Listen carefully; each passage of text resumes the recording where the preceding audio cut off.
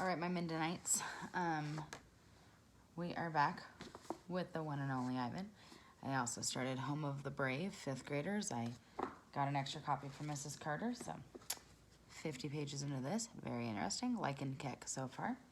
But back to the one and only Ivan. We are on page 243. If you remember, the boxes were showing up for our friend Ruby. So, more boxes. I wake up from a long morning nap. Bob is on my belly, but he isn't asleep. He's watching the ring, where 4 men are placing a large metal box. It's me-sized. What's that, I ask, still blurry from sleep. Bob nuzzles my chin. I believe that box is for you, my friend. I'm not sure what he means. Me? They brought in a bunch of boxes while you were sleeping. Looks to me like they're taking the whole lot of you, he says, casually licking a paw. Even Thelma. Taking, I repeat, taking us where? Well, some to the zoo, probably. Others to an animal shelter where humans will try to find them homes. Bob shakes himself.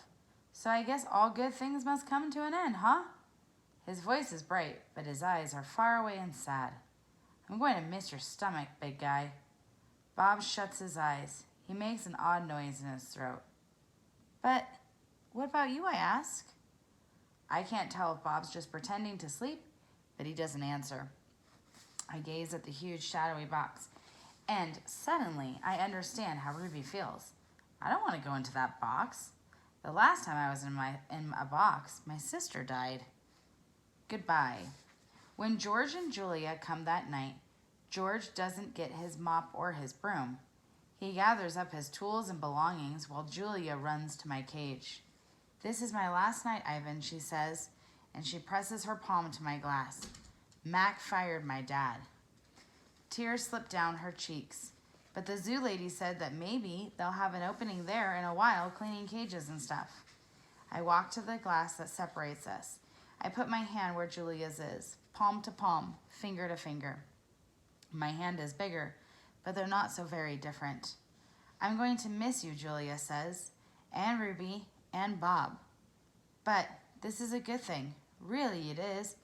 You deserve a different life. I stare into her dark eyes and wish I had words for her. Sniffling, she goes to Ruby's cage. Have a good life, Ruby, she says. Ruby makes a little rumbling sound. She puts her trunk between the bars and touches Julia's shoulder. Where is Bob anyway, Julia asks. She looks around. Under tables, in my cage, by the trash can. Dad, she calls. Have you seen Bob? Bob? Nope, George says. Julia's brow wrinkles. What's going to happen to him, Dad? What if Max shuts down the whole mall? He says he's going to try to keep it open without the animals, George says. He stuffs his hands in his pockets. I'm worried about Bob too, but he's a survivor. You know what, Dad? Julia gets a gleam in her eye. Bob could live with us. Mom loves dogs, and he could keep her company, and... Jules, I'm not even sure I have a job yet. I may not even be able to feed you, let alone some mutt. My dog walking money. Sorry, Jules. Julia nods. I understand. She starts to leave, then runs back to my cage. I almost forgot. This is for you, Ivan. She slips a piece of paper into my cage. It's a drawing of Ruby and me. We're eating yogurt raisins. Ruby is playing with another baby elephant, and I'm holding hands with a lovely gorilla. She has red lips and a flower in her hair. I look as I always do in Julia's pictures, like an elegant fellow.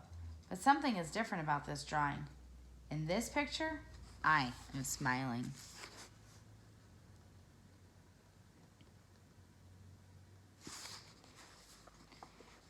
Click. The door to my cage is propped open. I can't stop staring at it. My door. Open. The giant box has been moved, and it's open too. The humans have pushed it up against my doorway. If I walk through my door, I enter their box.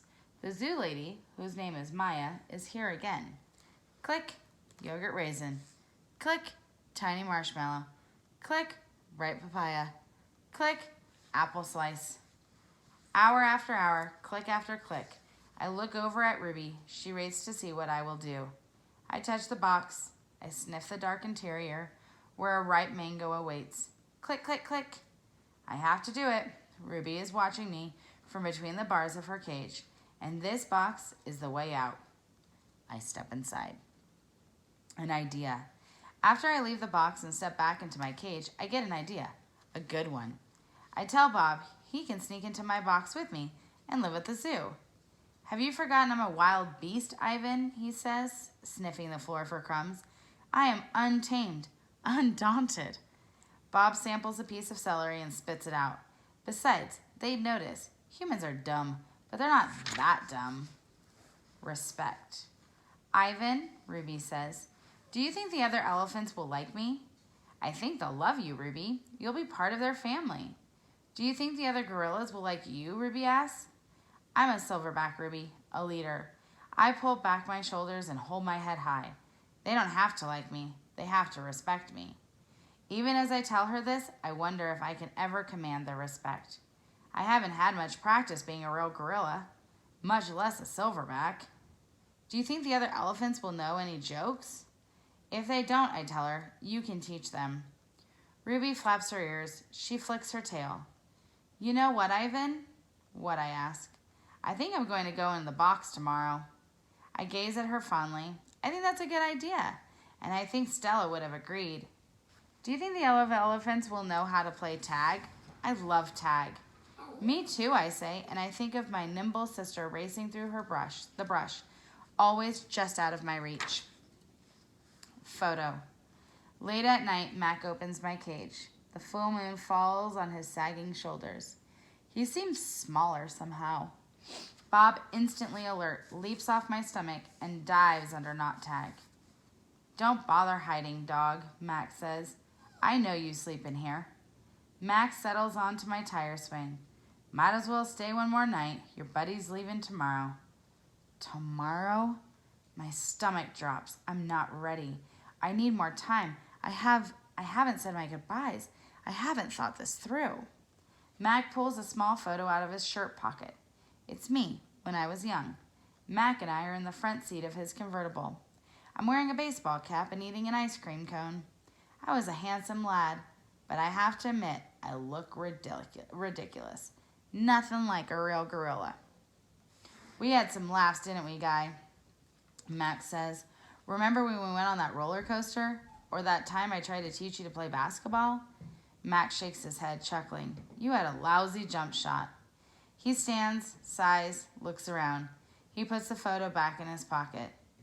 I'm going to miss you, Ivan, he says, and then he leaves. He doesn't look back. Leaving. Early in the morning, Maya arrives with many other humans. Some have white coats. Some have rustling papers. They are hushed, busy, and determined. Ruby enters her box first.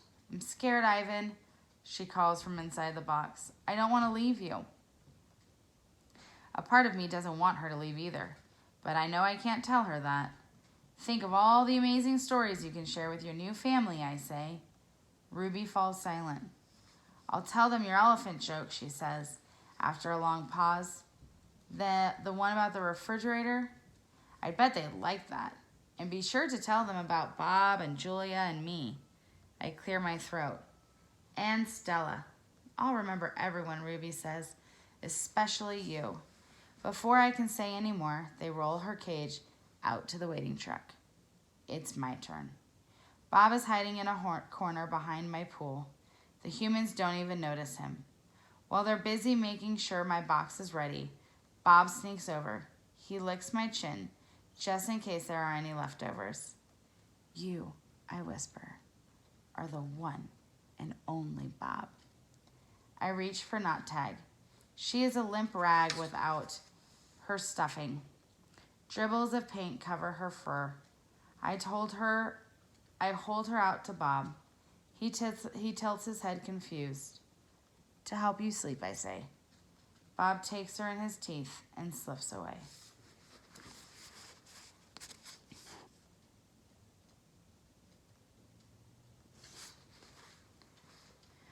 Good boy. Good, Ivan. Good boy, Maya says when I lumber into my box. I hear the clicker and I'm rewarded with a tiny marshmallow. When I'm settled, Maya gives me a sweet drink that tastes of mango and something bitter. My eyelids grow heavy. I want to see what happens next, but I am sleepy. So sleepy. They medicated him a little bit there, right? They gave him something to fall asleep so he wouldn't get scared while they're doing it. I dream I'm with Tag and we're swinging from vines while Stella watches. The sun slices through the thick ceiling of trees and the breeze tastes like fruit. Moving. My eyes flutter open. The box is moving. I am in the grumbling belly of some great beast. I fall back asleep. Awakening. I awake to glass and steel. It's a new cage, not unlike my old cage, except that it's much cleaner. Maya's here and the other humans I recognize. Hey there, Ivan, Maya says. He's coming too, guys. I have 3 walls of glass. The 4th wall is a curtain of wooden slats strung together. This doesn't look like the zoos on TV. Where are the other animals? Where are the gorillas? Is this where Ruby ended up? In a cage just like her old cage? Still alone? Is she cold, hungry, sad? Is there anyone to tell her stories when she can't get to sleep? Missing. I miss my old cozy cage. I miss my art. But most of all, I miss Bob. My belly's cold without him. Food. The food is fine here. No soda, though, or cotton candy. Not famous. I have no visitors here. No sticky-fingered children or weary parents. Only Maya and her humans come, with their soothing voices and soft hands. I wonder if I have stopped being famous. Something in the air. Endless days pass, and then I notice something, a change. I don't know what it is, but I taste it in the air, like far-off rain clouds gathering. A new TV. Maya brings me a TV. It is bigger than my old one. She turns it on. I think you're going to like this show, she says, smiling. I'm hoping for a romance, or maybe a western. But it's a nature show, one without human voices or ads. It's a show about gorillas being gorillas. I watch them eat and groom and play fight. I even watch them sleep. I wonder why Mac never put on this channel. The family. Every day I watch the gorillas on the TV screen. It's a small family and an odd one. Just 3 females and a juvenile male without a silverback to protect them. They groom each other and eat and sleep, then groom each other some more. They are a contented group, placid and good-natured. Although, like any family, they bicker from time to time. Excited. This morning, for some reason, there is no gorilla show on TV. Maya and the other humans are excited. They chirp like birds at dawn. Today's the day, they say. I've watched many humans watch me, but never have they looked so happy. Maya goes to the wall of wooden slats. She grins goofily. She pulls a string. Here it goes. What I see? Gorillas. 3 females and a juvenile male. It's the family I've been watching. But they're not on a TV screen.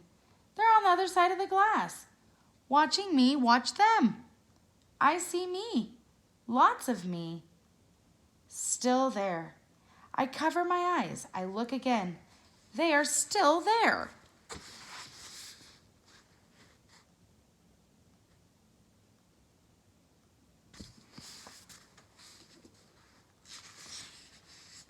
Watching.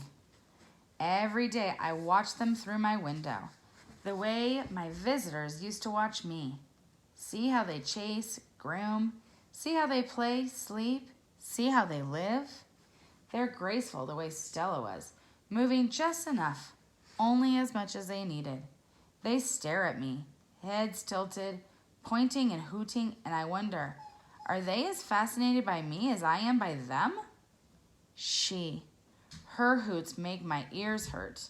I admire her intact canines from afar. Her name is Kenyani. I think that's how you pronounce it. She is faster than I am, spry and probably smarter, although I am twice her size, and that too is important. She is terrifying and beautiful, like a painting that moves. Door. Today the humans lead me to a door. On the other side, Kenyani and the others wait for me. I'm not ready for this. I'm not ready to be a silverback. I'm Ivan. Just Ivan. Only Ivan. I decide it's not a good day to socialize. I'll try again tomorrow. Wondering. All night I lay awake wondering about Ruby.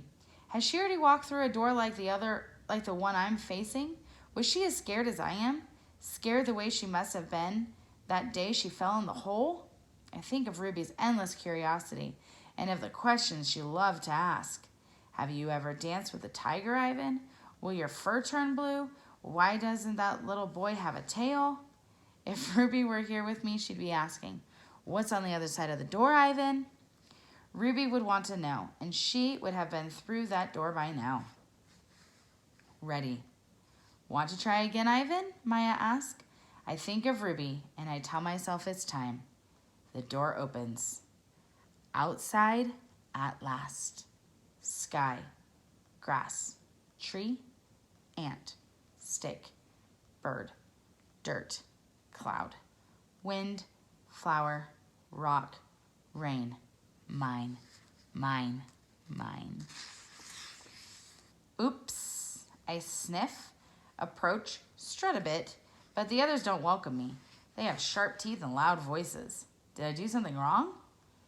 Kenyani chases me. She throws a stick at me. She corners me. I know that she's testing me to see if I'm a true silverback, one who can protect her family. I cower and hide my eyes. Maya lets me back into my cage. What it was like. I lie awake and try to remember what it was like being a gorilla. How do we move? How do we touch? How do we know who was boss? I try to think past the babies and the motorbikes and the popcorn and the short pants. I try to imagine Ivan as he might have been. Pretending. The juvenile male approaches. He's eyeing my food hungrily. I imagine a different Ivan, my father's son. I grumble and swat and swagger. I beat my chest till the whole world hears. Kenyani watches, and so do the others. I move toward the young upstart, and he retreats, almost as if he believes I'm the silverback I'm pretending to be. Nest. I'm making a nest on the ground. It isn't a true jungle nest. The leaves are inferior and the sticks are brittle. They snap when I weave them into place. The others watch, grunting their disapproval. Too small, too flimsy, an ugly thing to see. But when I climb into that leafy cradle, it's like floating on treetop mist.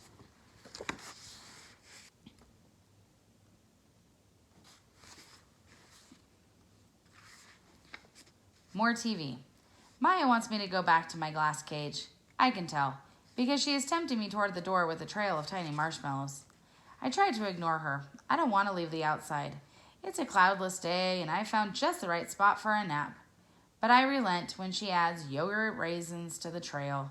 She knows my weaknesses all too well.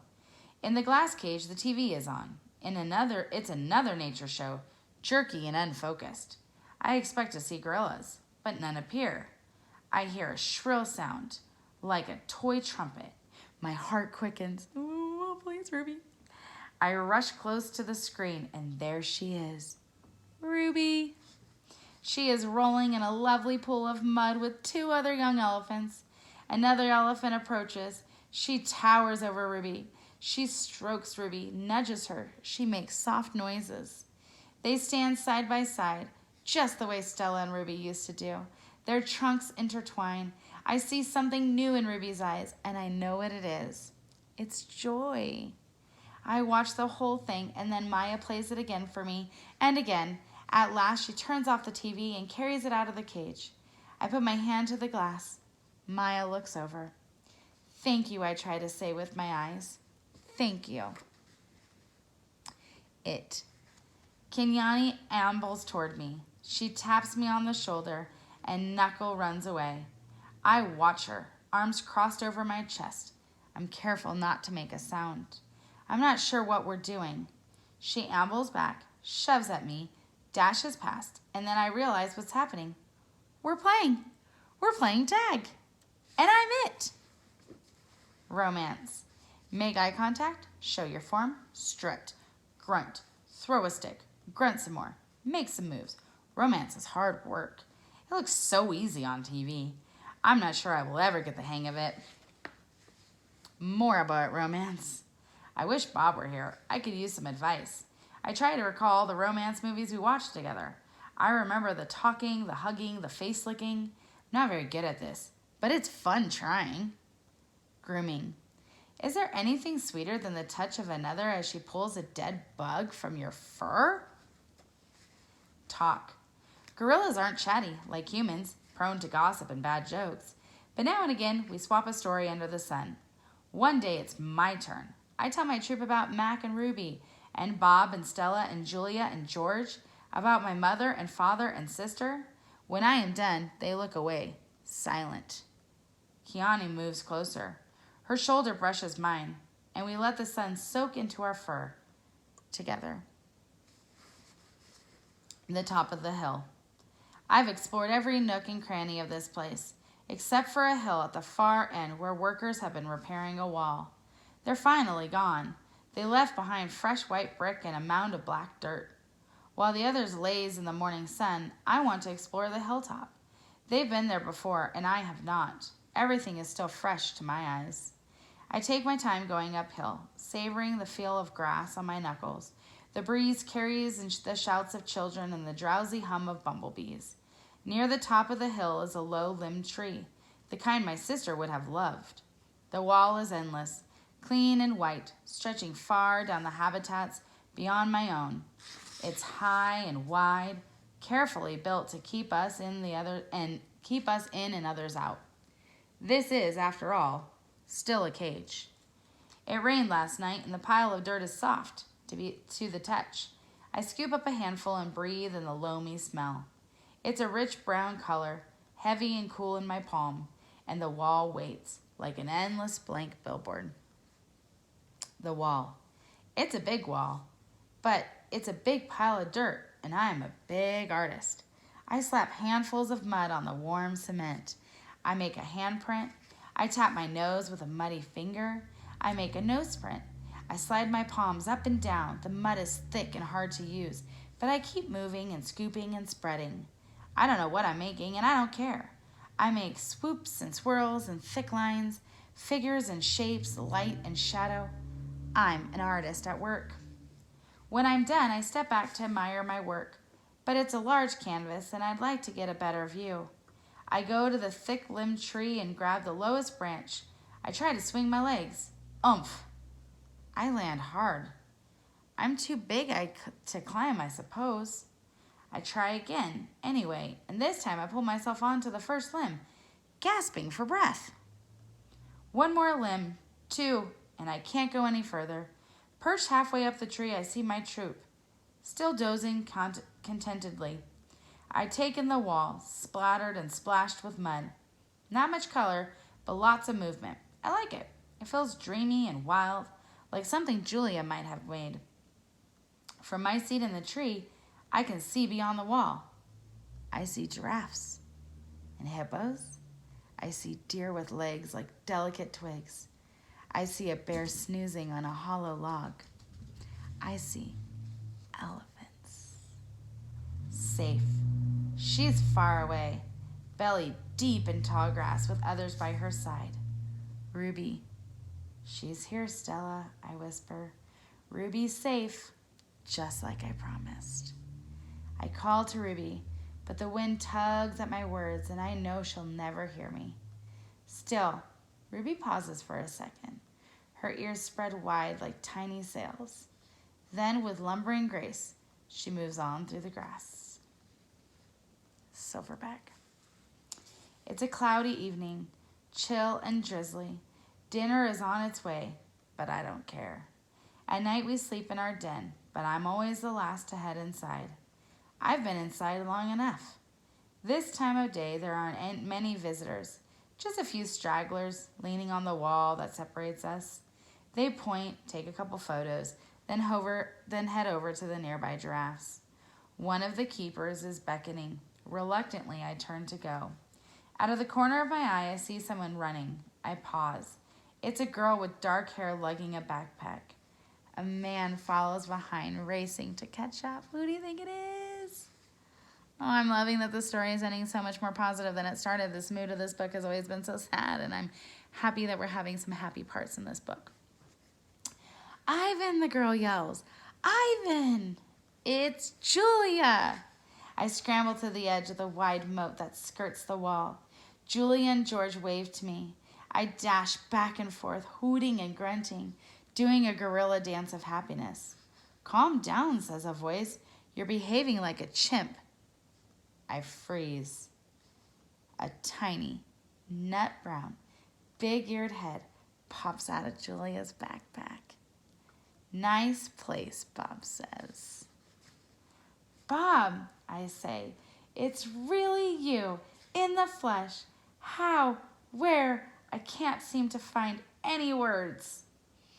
George's job at the zoo doesn't start till next month, so he and Julia made an arrangement. She's walking 3 extra dogs to cover my food. And get this, they're all poodles. You said you didn't want a home, I say. Yeah, Bob says, but Julia's mom likes my company, so I figure I'm doing everybody a favor. It's a win-win. Julia pushes Bob's head back inside her backpack. You're not supposed to be here, she reminds him. Ivan looks great, doesn't he, Jules? George asks. Stronger, happier even. Julia holds up a little photo, but it's too far away for me to see. It's Ruby, Ivan. She's with other elephants now because of you. I know I want to tell her. I saw her with my own eyes.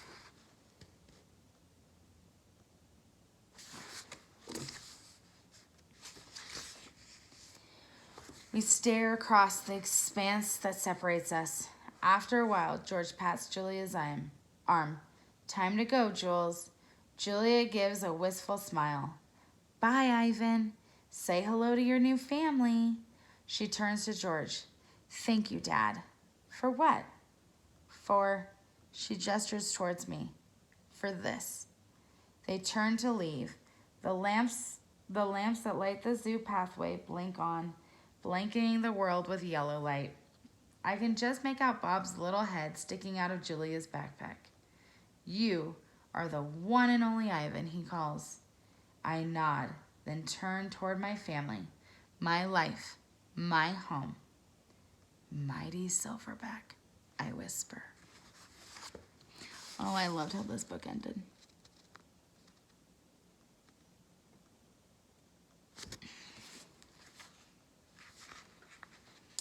That's it, my sweet friends. We are going to talk about this on Wednesday, the 30th. Meet me in the library anytime from 8 to 8:50. Come whenever you want to come, if you want to come and chat about this book. We had a lot of good things. We talked about, like how characters changed, obviously, in this story. And we also got to talk about mood in this story. So these are some of the things that we haven't always had a chance to talk about in some of our books. I will be talking about the books. I ordered a ton of books over break. So we should have enough books for almost the rest of the school year. So I will talk to you about the book that you're going to read next for our next month. It's one of my favorites. It's such an awesome book. So anyways, I'll see you on Wednesday. Hope you like this book. Thanks for always tuning in and watching. You guys are awesome. I'm also going to be looking for some 4th and 5th grade volunteers who want to read some books or read some chapters on the YouTube channel. I know you're not getting tired of me, but you might be.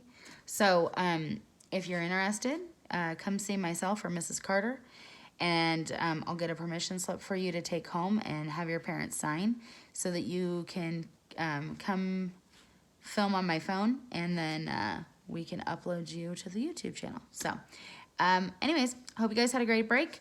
Thanks for sticking with me, and I'll see you tomorrow. Bye.